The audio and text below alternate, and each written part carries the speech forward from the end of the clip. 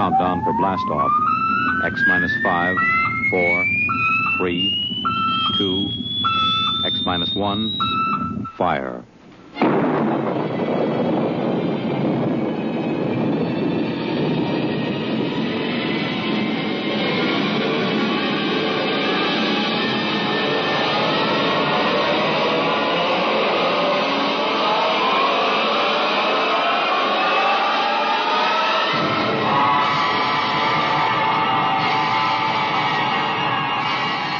From the far horizons of the unknown come transcribed tales of new dimensions in time and space.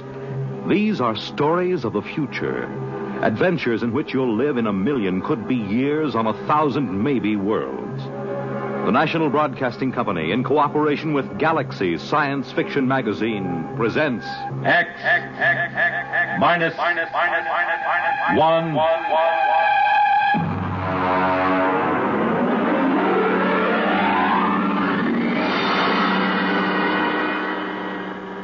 Tonight's story, The Cave of Night, by James E. Gunn. Oh, you want a level, Charlie? Okay. Lo yet of Hamlet, our dear brothers, death the memory be... Anyway, how's it, okay? Okay. Check recording, will you? I may go over a half hour. Make sure they've got another reel of tape ready, okay? All right, Look, Bill, I've just put the segments of tape together for the next week's show. I'm going to record my narrations, and we'll listen to it together tomorrow. I know this is unusual, but you're the producer, and I don't want you out on a limb that may be sawed off behind us.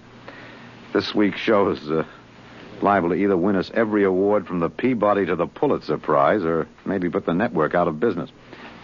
Okay, we start with a standard opening. Behind the world, etc., 40 seconds. This is Harry Anders, your editor. At 8 o'clock, after the sun has set and the sky is darkening, look up. There's a man up there where no man has ever been. He is lost in the cave of night. And the fuel tank's empty. Receiver broken. Transmitting and clear. Anyone picking this up, anyone. This is Rev McMillan calling. Notify Goddard Rock, New Mexico. There's no way to get back. There's a man up there where no man has ever been. He is lost in the cave of night. We all know that phrase now, the cave of night. It was written by a poet disguised in the cynical hide of a newspaper rewrite man. But it stuck. It caught the world and held it like a butterfly pinned to a board. It started with a ham, an amateur radio operator, in Davenport, Iowa. All right, Eddie. Roll the first tape in here. It's marked. Am I too close? I was up in the attic. I usually have a talk with WG73. He's in Buenos Aires. We play chess. Well, there was some kind of interference. And then all of a sudden I heard this voice. I record most of my listening anyway, so I had the tape machine running. After I heard it, I called civil defense. That's what we're supposed to. Look, Bill, I haven't done the final editing on these tapes, so don't worry if they're a little rough. Down out of the night, flung from the darkness, came these words, the first of so many that electrified the world. Notify Goddard Rock, New Mexico. There's no way to get back. No way to get back. I'm stuck up here. No way to get down. What does it take to catch the pity of the world? A man wedged underground in Kentucky. A little girl in the bottom of a well. Somebody alive, waiting for rescue, with the days of his life numbered. Somebody somewhere waiting for us to get him out. The story broke in this morning's papers. Orbiting 1,000 miles above our heads was a man, an officer of the United States Air Force in a fuelless spaceship.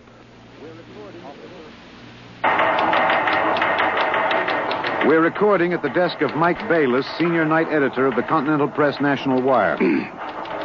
Hey, you always get a reaction like this. I remember the Floyd Collins story in the 20s. Fellow trapped in that cave in Kentucky, remember? Oh, sure. And the whole country hanging on to see if we could get out. Then there was that little girl stuck in the well. Kathy Fiskus? Yeah. We pulled all those stories out and put them on the wire for background. But this hit bigger. We got the first lead from an Air Force handout in New Mexico. They just said an experimental rocket failed to return to base. But by that time, the cat was out of the bag. Ham operators picked up those messages from Boston to Fairbanks, Alaska. Mr. Bayless, you first used the phrase the cave of night, didn't you? Yeah, I guess so. I mean, you got to get a little purple on a thing like this. People eat it up. You can't spread it on too thick. Anyway, I was lost in a cave once when I was a kid in upstate New York. I waited around for a couple of hours in the dark until they came for me. It kind of reminded me of that. It reminded the world of terrors at night, of struggling awake through nightmares. The fears of loneliness, darkness, falling, suffocation, thirst. It reminded me of Rev McMillan. And perhaps I have an advantage over all the other reporters for newspapers and radio and television because I knew Rev McMillan. I knew him in college and in the Air Force.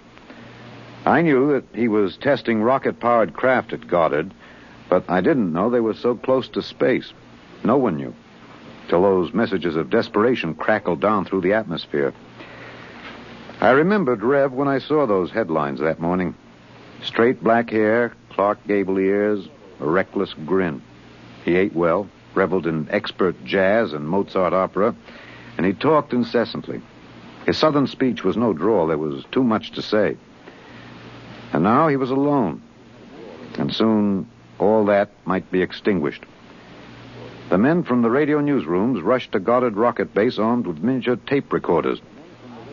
Oh, we're certainly getting a story on it. Gentlemen, hold it down. I'm Colonel Arthur J. Hannigan, Information Officer for Goddard Rocket Base.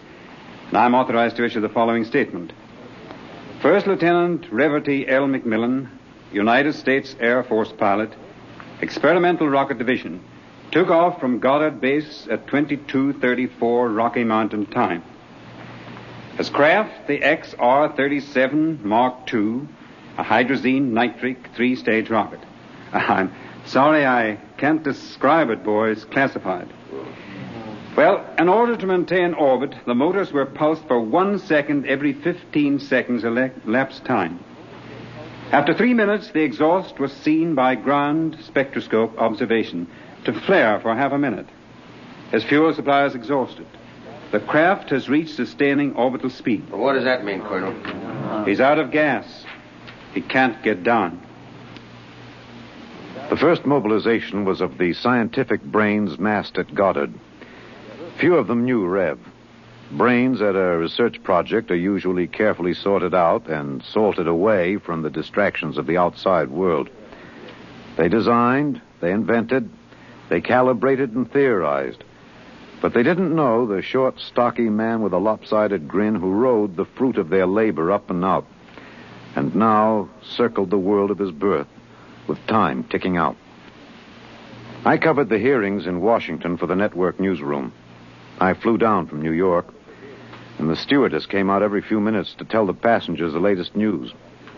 She called him Rev, although she never knew him, and once I thought I saw a tear.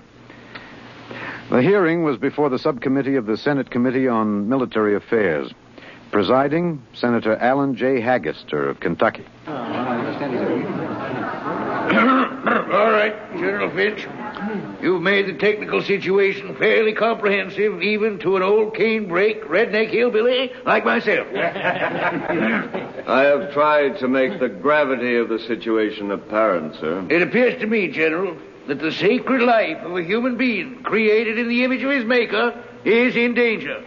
It's no light thing to be thrown away like some guinea pig. If that ship wasn't safe, if that poor man up there in the cave of night is to die, somebody is responsible. Isn't that right, General? Sir, a manned rocket was sent up because of one simple fact. It takes a computer of tremendous versatility and capacity to operate a Harrison-Munch reactor engine. A computer of infinite complexity. And I ask you, General, I put the question to you, Why was such a computer not designed? It has been designed, sir. It was designed 500,000 years ago. There is only one mechanism competent to handle those controls, sir. That is the human brain. All right. I turn now to my second question, General, and I ask it not only for myself and my colleagues on this committee, but for 170 million Americans listening on the radio, watching on television. With that man up there living out his last days, why was it not possible to send a ship up after him? Why was there no second ship built? For one reason, Senator, money.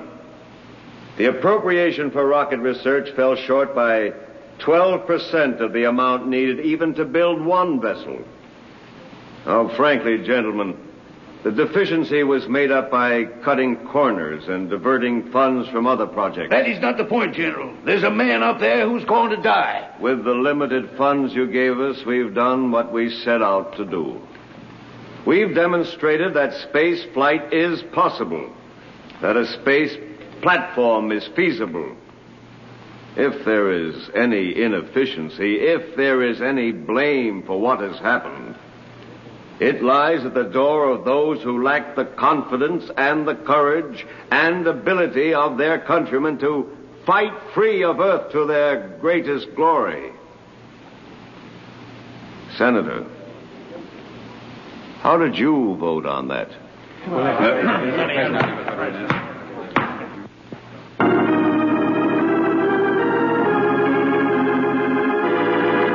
This is Harry Anders in the gallery of the Washington National Cathedral. This is a special prayer service called by the Dean of the Cathedral for the safety of Lieutenant Macmillan and for the success of the recently announced rescue plan. The church is filled. There's a sprinkling of high Navy, Army, and Air Force uniforms. I see General Finch in the second row, next to the Secretary of the Air Force and the newly appointed Undersecretary of Defense, Mr. Winokur. Prominently displayed in the center aisle, below the ornate railing separating the pews from the altar, is the small model of Macmillan's ship. One by one now, the congregation is filing past, dropping checks, bills. I saw one child drop in 12 pennies one by one. All contributions are to be used to defray the cost of the rescue effort. The congregation is now kneeling to pray. A moment of silent prayer will follow for the safety and rescue of Lieutenant Macmillan. $1 billion was raised in 1 week from voluntary contributions. Another $1.5 billion was appropriated unanimously by Congress. The race began. Would the rescue party reach the ship in time? Of course, we didn't know then. And daily we listened to the voice of the man we hoped to buy back from death. Now, look, Bill, on these Macmillan broadcast tapes, don't let some ignorant engineering vice president holler because it's not broadcast quality. Believe me, I knew Macmillan. There's more of that wild Texan in these tapes than in any hi-fi super-frequency response studio recordings. Just listen, you'll see what I mean. I've been staring out the portholes. I never tire of it. Through the window at the right, I see a black velvet curtain with a strong light behind it. There are pinpoint holes in the curtain, and the light shines through, not winking the way stars do, but steady. There's no air up here. That's the reason. My oxygen is holding out better than I expected. By my figures, it should last 27 days more. I shouldn't use so much of it talking all the time, but it's hard to stop. Talking, I feel as if I was still in touch with the Earth. Still one of you. Even though I am way up here. Too bad the receiver is broken, but if it had to be one or the other, I'm glad it was the transmitter that came through all right. There's only one of me. There are billions of you to talk to. You can't see me now. You'll have to wait hours for the dawn. I'll have mine in a few minutes. That's the way he talked. And as we listened to the lonely voice from the night, the engineers, the scientists, the construction men worked round the clock. General Finch presented the problem in the Pohl interview. I asked the questions for the combined networks that afternoon. Most of you heard the complete broadcast live as he briefed the world with the clipped, laconic delivery of a soldier. There are two basic problems. We've recovered the first and second stages of the rocket. We've only to construct the third stage. The second problem is more difficult. The pilot. Lieutenant McMillan was the only man physically and psychologically qualified. We discovered that in our first program. His training and orientation took 18 months. We have now to duplicate this in 27 days. You think it's possible, General? I don't know. That's all, Mr. Anders. Stevenson, get me some coffee, will you? Black and some kind of sandwich, no butter, no mayonnaise. And then the voice from the cave asked a question and expected no answer. Do you hear me down there? Sometimes I wonder. I wish there was some way I could be sure you were hearing me. Just that one thing might keep me from going crazy. I was there the night we answered that question. I was there in a helicopter over Kansas City. This is Harry Anders speaking to you from a helicopter over Kansas City. There are 15 seconds till midnight. The plan was developed by General Finch. At precisely midnight, every light in the city will be out and then flashed on in 2-second intervals. This will be the exact moment that McMillan's ship is calculated to pass overhead. It's almost time now. 5, 4, 3, 2, 1. There they go. Off. On. Off. On. Off. On. I see it. I see it. Kansas City winking at me. Oh, yes, I can see it. Thanks. Thanks. You're listening. I know that now. I'm not alone. I'll never forget. I'm waiting for you. We're recording in the press gallery of the Goddard Rocket Base main construction hangar. The vast third stage component stands before us, men swarming up and down the gantry cranes.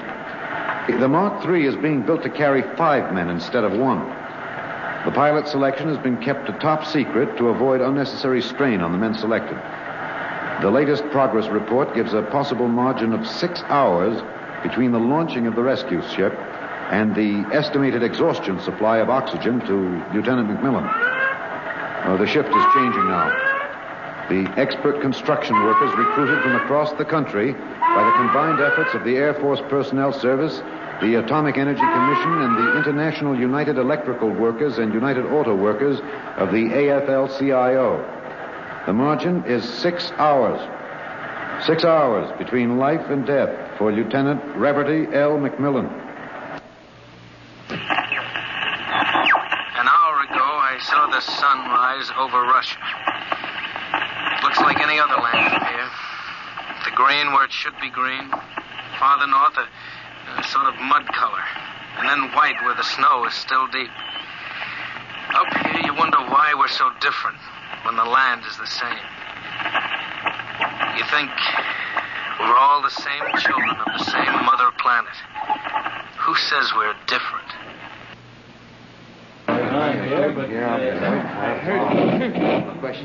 Can you hear me in the back? Hey, you're standing a little close. Well, how about this? Yeah, That's better. That's better. All right, gentlemen, I have exactly 5 minutes for the press conference. Therefore, I'm not going to answer any questions. Progress report is as follows. As a safety factor, we're constructing 2 complete 3-stage rockets and 6 additional 3rd-stage components. The telemetered reports from McMillan's ship have added important additional information, and the first of the rescue vessels should be ready to be launched at the estimated time, weather permitting. Now, don't ask a question. Within certain limitations of air turbulence, the rocket will be ready to lift in time to save Lieutenant McMillan. 21 days. The air is bad tonight. Can't seem to get a full breath. It seems to stick in the lungs. It doesn't matter, though. But I wish you could see what I've seen. The vast, spreading universe around Earth like a bride in a soft veil.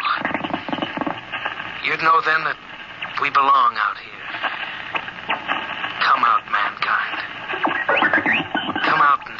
I have seen.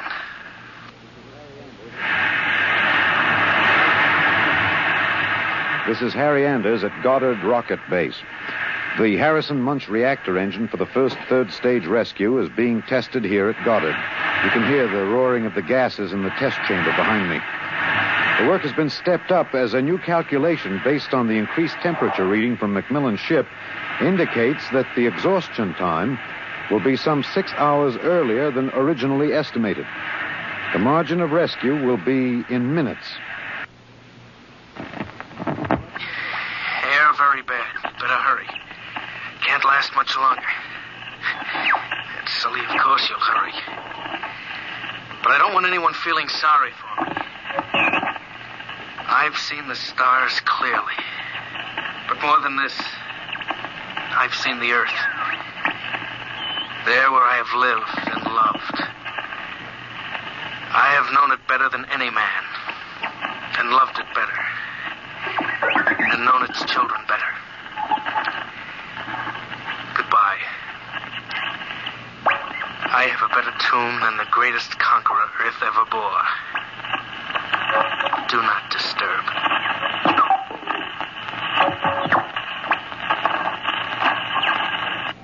Countdown for blastoff. 5, 4, 3, 2, 1.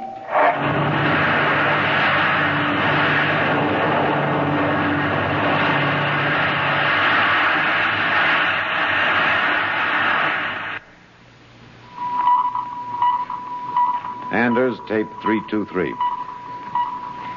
We're in the press operation room of Goddard Field. The rescue rocket has been aloft 53 minutes plus. Its calculated time of arrival is 54 minutes. You will hear the voice of General Beauregard Finch on a direct pickup from the rescue vessel, which has been named unofficially the Lifesaver. Silent crowds have collected at the outer perimeter of the rocket base, as if by their presence they might help it. Here it comes. Quiet. The next voice you hear will be General Finch aloft in the rescue ship. The voice quality may not be good. He's speaking over a throat mic in his pressure suit. Mark 3 to base. This is Finch. We'll secure that field.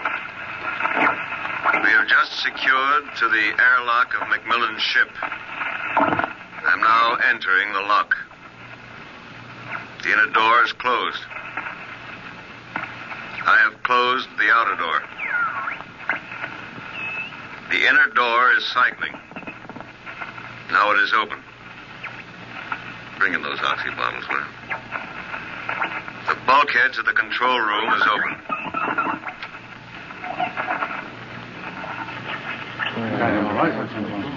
Is he all right? Come on, will you? What's happening? Lieutenant McMillan is dead. He died heroically, waiting till all hope was gone. Until every oxygen gauge stood at 0. And then, well, the airlock was open when we arrived. In accordance with his own wish, his body will be left here in its eternal orbit. I'm going to leave now. My feet will be the last to touch this deck. Lieutenant McMillan is in his control chair, staring out towards the stars. I'll leave the airlock doors open behind me. Let the airless, frigid arms of space protect and preserve for all eternity this man they would not let go. Well, that's the show, Bill. Bill, you remember at the conference we hadn't made up our mind whether to pick anything up from the celebration last night after the news of the Mars landing? I said it was the right end for Rev McMillan's story. You said it was old stuff. Every kid knew the sequence. The ships built to rescue Rev, used to set up the satellite base, from the base to the moon and now to Mars. Well, I went out with a mini-tape last night, and I've got the end of the story. Here it is. This is Harry Anders in Times Square. The neon rocket ship at the top of the Times building has just flashed into brilliant light. The signal that the landing signal has been received from the rocket Rev McMillan III. Man has landed on Mars. And the holiday crowd here in Times Square is celebrating like 1,000 New Years rolled into one. I'm being tossed and pushed and clapped on the back all at once. Let's see what the man on the street thinks about man on Mars. You, sir. I'm broadcasting. No. How do you feel about it, sir? How do you feel tonight about man's conquest of space, of the planet? Leave me alone. I'm in a hurry. Well, just a few words for the... Look, you get your hands off me. Let go of me. I'm not interested. Wait a minute, sir. Wait. Rev! Rev, come back here. Rev! You think I could listen to that voice over and over in a tape editing room and not know every vowel, every consonant? I'm telling you, Bill, I saw him. Rev McMillan. The black hair was gray and those Clark Abe ears were pinned back, but that's a simple operation. I played that piece of tape over and over. It was Rev, I know it. He isn't up there. He's alive. We've got it, Bill. We've got it on our show. We'll break it. Rev McMillan is alive. I haven't written it yet, but we finish it off with this, with a question. Why did they announce he was dead? I'm in the tape editing room now. I've got the reel ready to record the answer. Excuse me, Mr. Anders. I'm... Hey, just a minute. I'm recording. You better see the page outside Mr. Anders, I'd like to talk to you for a moment, if I may. I have a letter of authorization... Just a minute. I'll be through in a minute. Look, Bill, I've got the answer now. Last night, they landed on Mars. But that first ship, the one that circles up there now, there isn't anybody on it. There never was, except a 30 days recording and a transmitter. That's all. He was never up there. They didn't have the money for a manned rocket. They wanted a crash program all out, so they sent a decoy up. And we all broke our hearts to rescue the man who wasn't there. Oh, he must be laughing, General Finch and the rest of them, the ones that knew. I guess they had a problem. What to do with Rev? I wonder if he slipped away from whatever guards they have around him to see the celebration. He looked a little sad. I think sometimes he must wish he was really up there in the cave of night, seated in the icy control room, 1,075 miles above the Earth, staring out at the stars. Mr. Anders, I must insist... What? Bill. Looks as if I won't have to worry about editing this tape.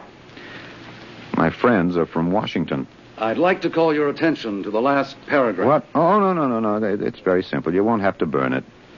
It's easy to destroy recording tape. I throw this switch. When the tape goes through the erasing head, it's gone forever. Oh, too bad. Would have made one fine show. Okay. So long, Rev.